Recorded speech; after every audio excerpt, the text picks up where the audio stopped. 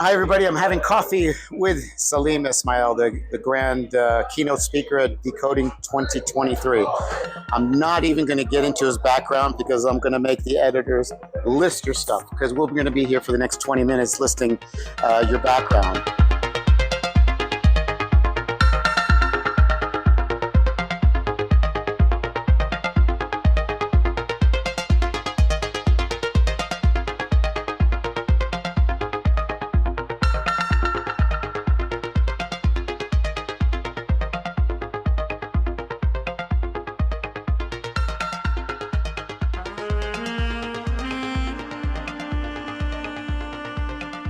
When I met you last year, you were by far the most interesting person I met in this industry.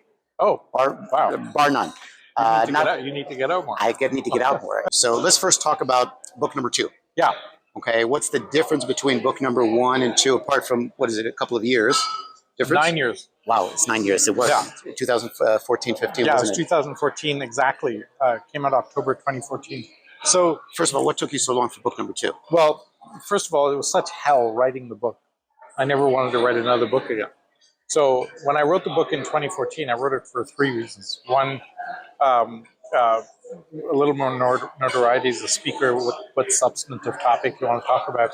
Secondly, I was trying to pull the Singularity University brand a bit more into corporate acceptance. We kept getting tagged as Immortality University. I was like, no, we have thoughtful things to say about the future of the world. And the third was that I'm like the third founder of Singularity University, and Peter Diamandis and Ray Kurzweil have their books. Everybody's like, what's your take on the world? So that's the reason that I wrote it. And the book was really in response to, we used to do these executive programs where we'd have CEOs, investors, government leaders in for a week, giving them a sense of the disruption that's coming, because our curriculum was focused mostly on the future. We're doing another one, by the way, in early February in New York. Oh, okay. We're doing a 1-week course on the future of technology, exponential technologies. So that would be interesting for your viewers if they're interested. Anyway, so at the end of the week, we'd start getting a question saying, okay, I got the disruption. You've got me totally freaked out. What the hell do I do on Monday? Like, how do I apply this? And I'd noticed over the years, from say 2008 to 2015, that there was a completely new breed of organization emerging, where they'd learned how to scale technology fast, but they learned how to scale the org structure as fast as technology scales. So what we did was we tagged and identified the 200 fastest growing companies in the world and said, how are they doing it? How is TED scaling so fast with leveraging community, and Airbnb not owning their own rooms, and Uber not hiring its own drivers, etc. And so that's where the model emerged from that inductive analysis of these companies. And so at the time, it was kind of a hypothesis. We think this is the way. Then we started gathering data like the Fortune 100 data that I mentioned, or anecdotes. And then along the way, we realized, wow, this is really more and more companies are using this model. Now we have 10 years almost of data and analytics and research and quantified and evidentiary kind of foundation. We actually started writing the second edition in about 2018. Okay. But then the pandemic hit. So then you're like, well, thank God we didn't do it, because it would have been irrelevant. Right. And I'm sure that changed your whole model thinking. Well, yes and no, because what the pandemic did was just double down on the model, because it showed that we have increasing black swan events hitting us. And the whole thesis of exponential organizations are, how do you adapt radically to sudden shocks? But didn't that have a complete domino effect? Okay, so everybody's working from home now. Yep. So now you've got all of your commercial real estate getting destroyed, killed, which obviously, as you know, is one of the forefronts of our economies. It is. But it was more of a domino effect, because you not only had the real estate, now the companies were cutting down, and they realized the next thing is you can work from home. Yeah. Hang on a second. Yeah. Let's cut our workforce down. Let's work from home, get cheaper labor, whatever it was. And everybody was just redoing everything. Hell, Vegas, from what I understand, redid their whole modified plan on their unions and everything else. What did that say? What did that cost? I mean, that must have thrown your whole thinking completely around. Yes and no. For most of the world, it was a massive disruption. But for EXOs, it was a massive accelerant. Take Zoom. Zoom was just a nice video. And then I remember talking to the CEO, Eric Yuan, just before, 2 months before the pandemic. I'm like, how's it going? He goes, that's a nightmare. I'm building this company for 6 years. I need that one kind of break that has everybody notice Zoom. And there it was. And boom, 2 months later, pandemic hits, and one of the things. But note that we survived the pandemic effectively because of exponential organizations like home delivery, restaurant delivery, systems that allow you to order as you need to. It's like we actually navigated the pandemic reasonably well because of some of these organizations, right? So a year ago, we finally finished. We rewrote the book in 2021 and 2022. A year ago, the book was 98% done, and then a fellow called Imad Mustaq, who's the head of Stability Foundation, Stability AI, which is the main alternative to ChatGPT, was on my advisory board. And a year ago, he goes, "Listen, I need to step off the advisory board. My world's about to explode, and I'm going to be too busy." I'm like, "What do you mean it's going to be getting too busy? What do you mean?" So we got an early glimpse into these LLMs, and I went, "Oh shit!" And I called Peter and I said, "Peter, we have to rewrite the whole book." Because I'm sure he was thrilled. He was not happy. I was deeply upset. We've 98% finished. I was like, but we actually, because every attribute in our model changes radically because of ChatGPT, and it'll be relevant if we don't. It'll be relevant before we even publish it.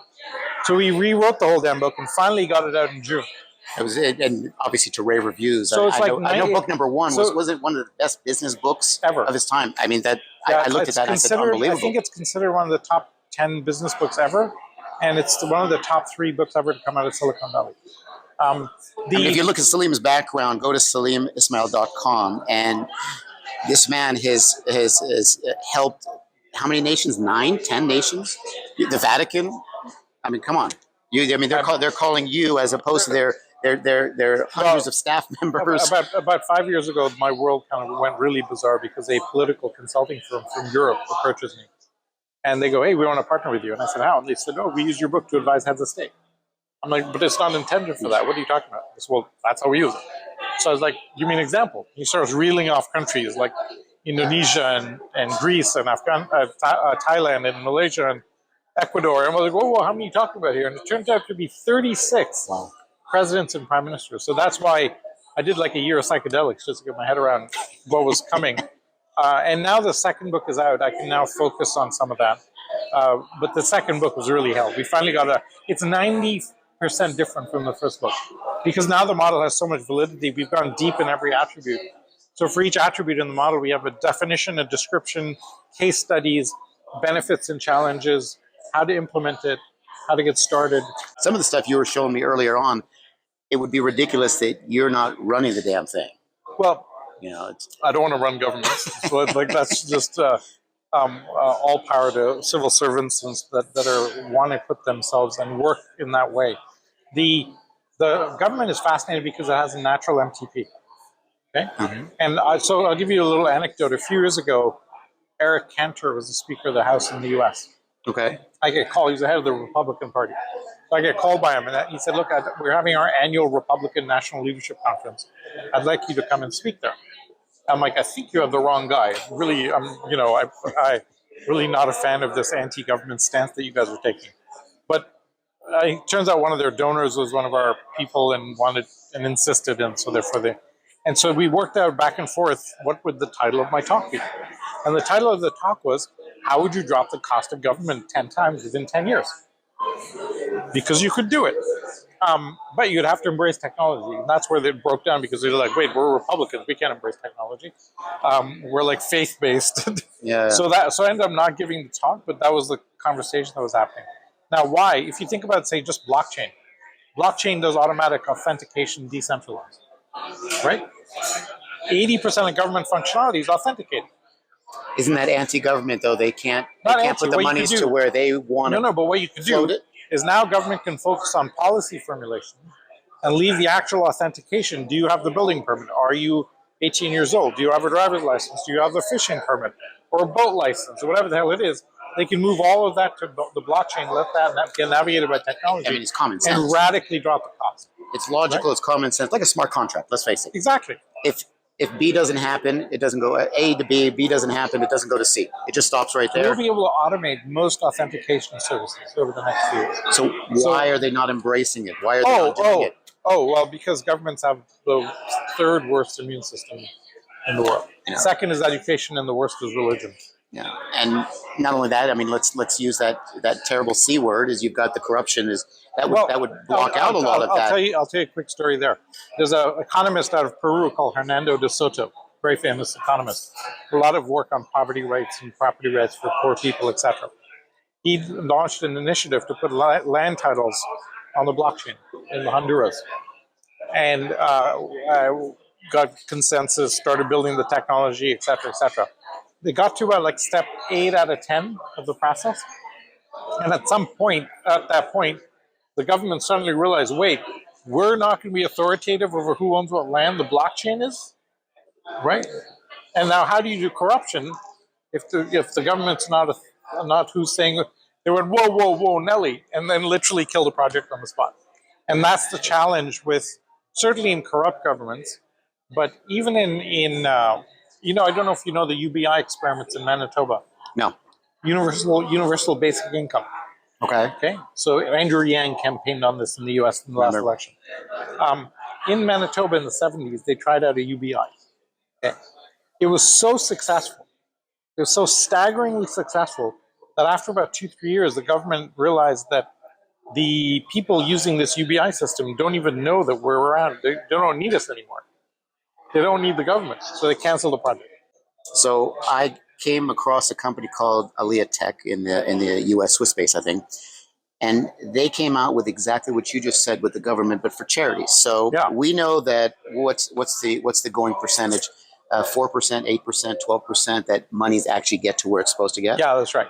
But they figured out a system that said, well, wait a minute, we're going to bring in the blockchain, we're going to bring in the metaverse, people will be consumed in it. They are going to know, guaranteed that for every dollar they put in, X percentage is going there, X percentage is going to cover the cost, because it's just common sense these days. So why is this not normal? Why are we not embracing it? Why is it just the again, I don't want to use the word corruption, but that's really what it is. I would be a little more generous than that. I would frame it as it's just that governments operate in a certain way, and they have to deliver certain things like transparency and audit trails of everything that gets done, et cetera, et cetera. So it just adds a lot of cost into the system when everything has to be transparent. That means to shift the system or change it around is just that much more expensive. With the transparency, you used a really serious word there, the transparency of it. That's the thing. Yes. And nobody can change it. We know the blockchain cannot be changed. Yeah. So why are they not doing it? Where's the holdback? So it for any technology, it takes a long time before governments figure out how to use it. Look, it took governments like 20 years to figure out how to use the internet. Yeah. Right? And even now, it's only really being used properly in many places. So I think we'll see, it will get there. It's just taking a lot longer. And it doesn't help that the banking world hates it and the finance world hates it. Well, they lose control, isn't it? They lose control. And they're losing their business. That's right. All right, let me go back to that when you were writing the book. Yeah. And what your estimates were and what your forecasts were for 5 and 10 years out. Okay. From back then, what you wrote about, what you spoke about, which is all online, is beautiful stuff. How much of that stuff has actually been, as you called it? So there's a couple of areas from a technology projection perspective. Automotive, you were spot on. Automotive, dead on. Dead on. Right. But I tell you an area, probably the biggest failure we had was projecting the future of autonomous cars. We thought in 2012 that by the end of the decade, autonomous cars would be rampant. And it's barely made a dent. And it turns out that driving is an incredibly more complex, adaptive problem than a straight AI can handle. Just the idea you're driving along and one bicyclist is overtaking another bicyclist, and you have to avoid that situation, and there's a pothole that you might avoid. Yeah. As you operate in a way that an AI has incredible difficulty dealing with, whereas a human being barely notices they're doing it. So autonomous cars is probably the biggest projection failure we had, just because we thought it was, you don't need a human intelligence to drive a car, you need horse intelligence, and we kind of have that. So it's not that bad. Shouldn't be that hard. But it turns out the only way to do it very elegantly and quickly is putting sensors in the roadways and changing the infrastructure. Wasn't California? Somebody was supposed to be working on that, no? Yeah, well, actually, it's happening now. Yeah. But the Gartner hype cycle. Yes. right? So technology takes off, crashes because everybody goes, Right, "Oh my right. god, I'll never Everybody work," freaks and then out, it and starts then working. it's, yeah. So we're now in the upswing for autonomous cars that nobody's noticed. For example, in Phoenix, Arizona, all the taxis are now autonomous taxis. Oh, I didn't know All that. the taxis, they're Interesting. because it's a grid system, it's super easy to navigate. Right. They all have autonomous taxis, and you're like, wow, this is amazing. So it's getting there. It's just going to be a lot slower and a lot longer. So that's the biggest weakness. All right, now we're both Tesla owners. Yes. And I remember last year you were driving from Miami, and I thought that was terrific, especially with your schedule. That freaked me out. I said, how do you have that extra time? I see your list of what you got to do, but how much do you use your either enhanced autopilot or your full self-driving? I don't Tesla? use the full self-driving. I was too cheap to get it when it came out, and now it's 3 times more expensive. So I'm really pissed about that, but that's fine. I should call Elon and try and get a favor, but that's not the phone call you want to make to Elon. No. I want signing your car, by the way. I want to see that marker on your white seats. What color your seats? I want Elon's name. That's gonna raise the resale value, by the way. Just think about that for a second. Well, I have a MacBook with that Steve Wozniak signed for me. Oh, beautiful. You know this story? No. So I was doing they did for the 50th anniversary for Pepperdine University's business school. They had us do a 90-minute debate with myself and Steve Wozniak on stage. So it was really amazing. And we had a great old time kind of just batting around topics. And he's got such a profound mind. He talks a lot about most great technologies come from people tinkering around and just playing around and stuff. And we don't have space in our daily lives to just play around. And I thought that was a really powerful comment. Anyway, I got him to sign my MacBook and whatever. Problem is the MacBook's now out of date, but it's like what am I going to do? You're going to put that in a glass case. That's going to go to your kid when it's when it's all said and done. He and my kid has it right now. That's terrific. And he's like, "What is this scratching on the front?" You're like, "Ah, don't clean it." All right. So there were a few things that we got very right. The rise of Tesla, I nailed.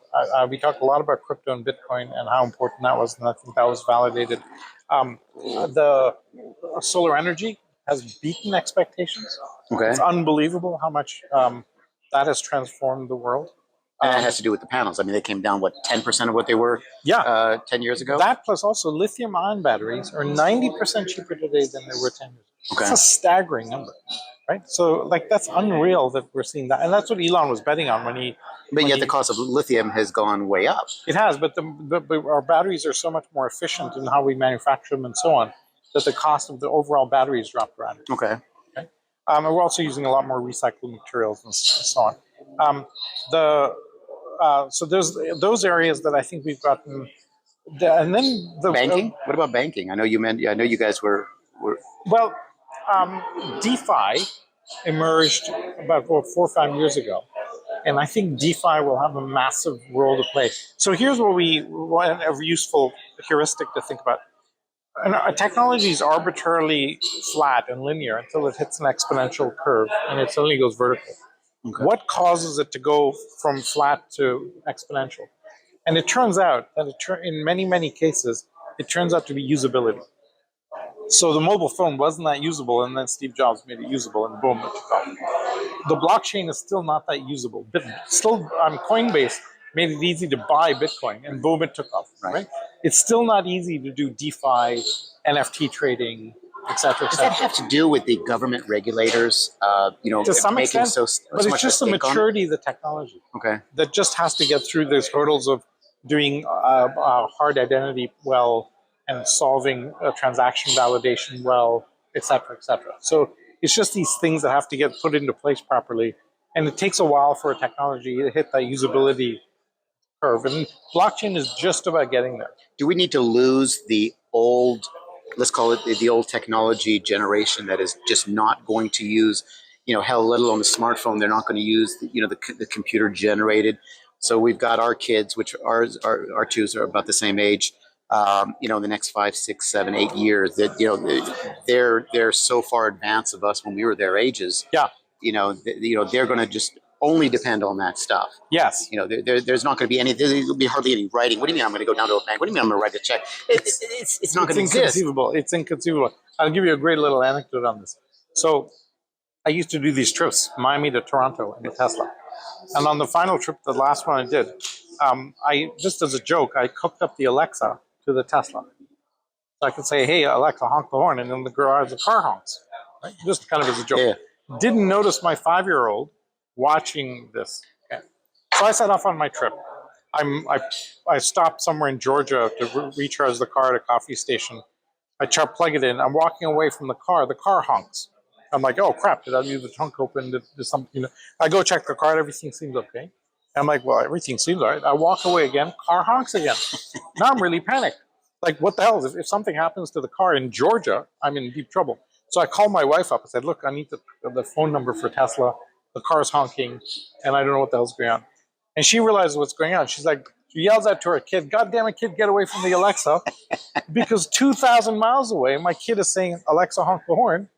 And it's not conceivable to me, even though I'm an advanced tech guy. I was thinking the same thing. I didn't want to say it, but I was thinking the same thing. But it doesn't register for me that you could honk the horn from 2,000 miles away. That's just not how it's done. So I think it's the generational thing of it's so different. You know, think about our parents and how difficult it was for them to understand that we were on the phone as teenagers a lot. They just couldn't cope with that, right? And we can't cope with the kids on the screens these days. So it's just we relate to it as bad because we didn't do it. Yeah, exactly. But actually, it's probably just as good. And now they've shown, for example, the best leadership training in the world is if you play World of Warcraft. I Conclusively, evidentially, they've proven it now. Now that's crazy. And so that's the kind of thing where the world is changing. So what we have found out over those years of writing the second edition is the data is now rock solid. And I'll just mention the Fortune 100 data for folks that didn't see it. We scored the Fortune 100 against this model, the biggest 100 companies in the US, against how EXO friendly they were. 7 years later, we did a trailing analysis on this index that we created. So how did they do? And the top 10 most EXO friendly versus the bottom 10 of the Fortune 100, the top 10 deliver like 3 times better revenue growth, 6 times more profitability, 11 times better return on equity. But shareholder returns, 40x higher over 7 years. Like, we should have had an investment fund, right? It would have been the highest performing investment fund like ever. Why? Because as the external world becomes more volatile, your ability to adapt will have market value. And now we can prove that. So it's You're still on the forefront of soothsaying. Why aren't we doing that investment fund now? I should be doing that. I'm just so goddamn. I need to get the book out. So I was too busy with the book to do the investment fund. Now we'll finally get to the investment. So you're speaking probably 22 dozen times a year. I mean, you're speaking consistently. No, more than that. I was being generous, and no, I think between the book that you're running half a dozen companies. No, I'm not running half a dozen. I have one ecosystem, which is a nightmare, by the way, to build an ecosystem. OpenXO? Yeah, it's a global community of about 34,000 consultants and entrepreneurs. And how many boards are you on? 3 or 4 that I'm active, and probably 4 or 5 that they don't even know. When you got to think about it, it's rough. But let's put it this way: when the first book was in full heat, and it was at the peak of the book, June 2017. During the calendar month of June, I slept in 26 different beds. So my wife's like, "You should not be proud of that," because I was in 2 cities a day because of the demand. You know, when I wrote the book, I asked other business authors, how will this go? They're like, oh, business book, shelf life 18 months, 12 to 18 months. So I told my wife, I'll be busy for 2 years, 8 to 18 months, and I'll be back. Well, it stretched to 2, 3, 4, 5, 6, 7. It was not till it was like 8 years in before it started to dwindle away. And so now the second edition is out. So I do. Are you doing a book tour? I mean, going and actively promoting, or now you've kind of slowed down? No, I've slowed down a bit. I don't want to get back on that hamster wheel, and I'm not sure I'd survive it. I'm 10 years older than I was back then, so I've got you by a few years, so I know what that's like. We're old daddies. Old daddies. It's not that easy. Instead of like 5 trips a month, I'm now doing a trip to 2 trips a month. Short trips at that. So that's where. Going back to your little one in education, it was funny because I know this one company, Gen 3 Tech. Now, their model is they created an educational program like Roblox and Minecraft. Just put those 2 together. So the kids go in there. They have to do these learning games. Yeah. They think it's games. It's actually learning techniques where they can be set at any level. So you want your kid to be 3 grades higher than what he is now. And it's all either self-formatted or it can be programmed, internally. And once they've reached those certain levels, and remember, for them, they're just playing freaking Minecraft and Roblox and all that, but they're learning. They're learning with this, because when you told me that that's one of the biggest learning factors for kids, how about if you could actually instill that? Is that where education is Yes, going? 100%. It's going to challenge-based engagement models that by the act of playing the game, you're learning, and it makes learning fun. And I think It's that's natural for them. and then it becomes natural, right? My We fight with our little son one has not to gotten use. passionate about this weird strategy game, card game called Magic, Okay. which is it's like a Dungeons and Dragons on steroids type of thing. He's got these weird cards, and you play unbelievably complex games. And I'm like, how are you getting all this? Like, I can't figure the thing out after 3 sessions with you. And they've naturally adapted to it. They've got to use very deep strategic thinking to play this game. And so I think this is fantastic to have mechanisms like this. We were playing checkers, and that was the extent of But it. again, that was the way our brains were developed. That's think right. about that for a second. Now their brains. My little one, he was 2 years old. Okay. Had a smartphone. I had the most advanced phone every time it came out. I'd have pictures on there. What do you think? He'd grab the phone and he knew how to swipe naturally. Yeah, that's right. My mother or my sisters, he'd grab the phone and he'd start showing them pictures. I wouldn't have to tell him where to go. He knew which button to go. Yeah. This is at 2 years of age. God Yeah. knows what the hell's going to happen in 10 years from now. Where's it all going? Well, but this is now the first generation growing up fully native digital technology. In fact, if you're in university today, you've never known a world without Wikipedia, No. which is an amazing thing to say. But yet the schools don't want you to they don't let you use the computer. They still want you going through sometimes a dictionary, or they want you going, not using a calculator. Is that ridiculous in your opinion? That is totally ridiculous. And they defend it by saying that's like first principles and you should understand that, et cetera, et cetera. Well, we use a computer perfectly happily without having any sense of how bits and bytes and assembly code or any of that stuff Are we wasting works. time with the kids teaching them that stuff and not going straight to the high-tech electronics from an early age? That would be my vote, by the way, and I actually differ with my wife on that. She says no, let's get tell them how to learn cursive and the basic stuff, and I'm like, let's go straight to technology. Well, there's one thing that's different, which is when you're a young child, until about 8 or 9 years old, you learn tactilely. You learn through manipulating Lego objects and things like that. So you learn from the physical movement of stuff. So a digital screen is a blank thing for you. You don't get anything from it. So you don't learn a lot from media in a sense. But playing strategy game, playing Roblox, where you have to manipulate objects, maybe on a screen, but learning all that, I think the education that they're getting is like 1,000 times more advanced than what we had when we were kids.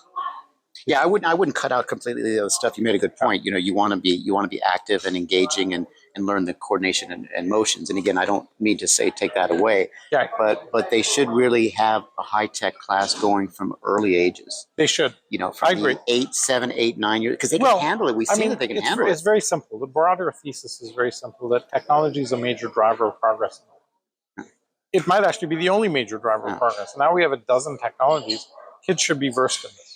All right, let me pick your brains. Yeah. Now we're gonna put your soothsayer head on. We're gonna talk about 2 to 10 years from now, and I'm gonna throw out a category, and we're gonna see how close we are in a year or two from now, or 3 years from now. Let's start with the automotive industry, because I know you're heavily delved into that. Where do you think the automotive industry is going to be 2 to 10 years from now? Well, it's clear we'll be vastly electric within the next decade. That's very clear. It'll be illegal in Europe to own a gasoline engine car, etc. The infrastructure will lag behind. There's a huge movement around hydrogen-powered cars and so on. I think it may end up with trains or buses, but it's not going to get to the car level. It's too unwieldy, and maintenance costs are very high with hydrogen. Solar energy continues to totally take off. I think in the next 10 years, once we crack low-cost, off-grid energy storage, it'll be a complete game changer. Wasn't Tesla looking at originally? I had read, the glass roofs that we have on our cars. I mean, turning those into solar panels. Why is that not being done? Because that's what's something Elon mentioned. What's happening in energy, in solar, is that there's a big transition happening between solar panels that are silicon-based today to a new material called perovskite, which is like a salt that actually conducts solar energy well. And so they're learning how to scale those systems and that way we'll move off silicon panels, and you can basically spray this on a window, and all of a sudden you have an energy gathering window. So that's going to completely change the game. And what about the road grids, the road electric grids? You know, when you're driving over them, you're picking up that wireless energy. I think all of that will still take a long time. Where I think we'll see huge movement is small single-person electric cars, which turn out to be the most efficient form of energy transportation possible. Small electric cars is where but not the most practical, unfortunately. Not the most practical, but very, very effective, because 80% of trips are a single person in a car. Right. So to have a big Cadillac SUV for like going 3 miles somewhere makes no sense at all. So we'll be doing a commute, for example, we'll be doing a lot more of that. So there's a bunch of, I think where there'll be massive breakthroughs will be in biotech, where we're going to crack those. So we'll mostly solve cancer in the next decade. 90% from early detection primarily. That means a huge killer today will essentially be eradicated in the next few years. I talked about longevity. I think we break through the longevity aging barrier in the next decade. I hadn't thought about that. It's funny until you mentioned that up there, and that makes a big difference in across the board, that domino effect. I mean, it's huge, isn't it? It's huge. I mean, just think about the fact that today we have many families where the kid knows his grandparents and his great-grandparents. And that was just never a thing when I was younger. Right. Like I barely knew my grandparents. Yeah. But now kids know their great-grandparents, and we'll just keep adding generations. That's a totally different mechanism for how society interacts and operates in a way that we'll never have seen before in our world. Yeah. Right? Okay. What about, let's go to school and education. Is it all you think it's going to shift towards the home learning, the Zoom school type of thing? Positive, negative? What do you think? What's your so for the younger kids, I think they should be in class learning tactile learning with very little curriculum, or like and social engagement, obviously. Social engagement. They call it I can't remember the name for it. I'm trying to remember. A socio-emotional learning. Okay. So, for example, my son went to one of these advanced schools, comes home and he's like, what'd you learn today? He's like, we learned how to control our impulsivity.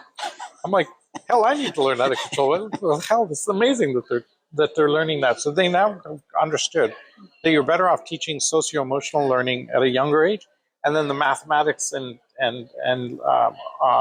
language and other stuff can come later. But if you teach the early age, it sets really good habits at a deep level. I'm super impressed with the model, where education is going. It's just taking a lot longer because we know what happened. But shifting an entire system is a very hard thing to do. Like, we tried to change the model of a university with Singularity University, because the concept of university has not changed in 450 years. Right? That's absurd. I think we'll go to micro-credentialing and education, not as hey, I'm going to get educated for 20 years and then be a productive member of society for 50 years. That's gone. You basically now take on projects, and then you'll just keep doing those, and you'll learn what you need to learn for that project. You take on the skills you need for that project. Okay. Let's go to banking, neo-banking, virtual banking. Yeah. That's obviously becoming a very normal thing now. Yeah. That should help the unbanked. Yeah. I know there's some programs out there that I've seen firsthand that are fantastic programs. People that can't get to a bank, they're too far away, or they don't have the ability, or they're getting checks in the mail. Yeah. As opposed to having a MasterCard that it just gets loaded on there, and that's the way you get your banking. I think what's going to happen is we're going to globally follow what India's done with the Aadhaar and UPI system. So they have a banking system now that several hundred million people are using. That's unbelievably simple, mostly free to use, and it's completely penetrated all the bottom of the pyramid in India. Every vendor uses this system now. So there's some phenomenal technology platforms being created based on stuff like that, because the transaction cost drops by like 100x compared to using Western type credit cards, right, or Western type banking systems. So that completely changes the game. And then you add, I think what will happen is a combination of that, and we'll move to what's called UBI, or Universal Basic Income. I think we'll get to that model in the next 10 years. Is India, they're so technologically advanced in so many things. Yeah. I've got a company that I've been dealing with on this weapon detection system. And it's a simple system that hooks up with any camera system. They can tell you what kind of gun. And, this mass shooting that just happened in Maine, as an example, why are we so far behind when the technology is there, the AI is there? It could have been detected. It could have been given to the police. It could have been given to their security or whatever. Yeah. And the guy gets traced. I mean, come on, look. I mean, from Sky, we can see it, read a license plate. Yeah. And so this technology is there. Why is it not being used? Yeah. It is in many cases, but if you know a little bit, then you can skirt around those systems. So he clearly has no electronics on him that allow him to be tracked. This guy running away from No, the police. actually, the technology, this particular one, this Indian company was, I looked into it pretty extensively and was doing a report on it, is that it works with any CCTV camera. So as long as they're within with most schools and, and main areas, there's CCTV everywhere. And as soon as it tracks onto them and the guy's got, remember, we're not talking about a hidden weapon, a little handgun. We're talking about huge. The AK type of automatic weapons. Everybody. So you can see that. So they detect the gun. They say what the gun is. If it's a single person, double person, triple person. Yeah. Because police protocols now are you wait, you surround, you wait and see. And by then, 10, 15 people are dead. It's terrible. And you and I spend a lot of time. I mean, I'm from Florida, and you remember the Parkland situation. And these are use case scenarios that right now this program could be instilled today with the existing CCTV, not no newfangled stuff. Because the AI covers it. And as soon as the guy walked to the next camera, he's spotted. Right. He's detected, and you've got a picture of him, and the cops can see, okay, there's one guy with that automatic weapon, and he's in this location. Well, in a situation like that, I think it's a distribution problem. It's used in certain places, but it's not used pervasively, and it needs to get to a point where it's used pervasively. Certainly, small town in Maine did not have those systems in place, right? But I don't know if a lot of even big ones do. How many big schools and universities that you know of that really have those systems in place?